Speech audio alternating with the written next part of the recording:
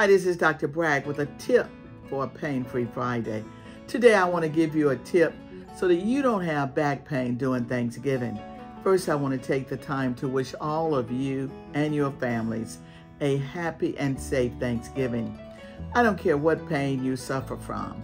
I want you to take time and spend it with your families today and try to not be stressed about your pain. One of the things I want you to think about is when you're cooking, or when you have to lift a turkey or a box or anything in preparation for that Thanksgiving meal. Remember to lift with your legs. Don't bend over at the waist because you're gonna have back pain. Remember when you lift that turkey to bring it close to your chest, and don't lift it with outstretched arms because you're guaranteed to have back pain. So lift with your legs and bring the object close to your chest and then lift it. Secondly, if you have to drive to visit your relatives and friends, remember what I always tell you, sitting is your enemy.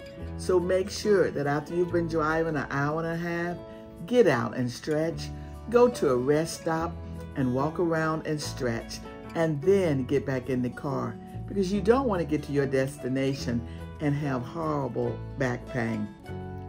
Thirdly, I want to remind you that if you're doing the cooking, get a stool and put your painful leg on top of the stool or on the ledge inside of your cabinets as you cook to relieve the pressure from the leg that's having pain.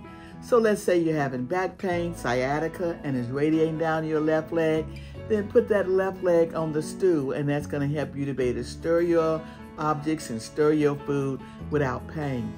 You also can do the same thing if you have to be the one that's washing the dishes. And I hate washing the dishes.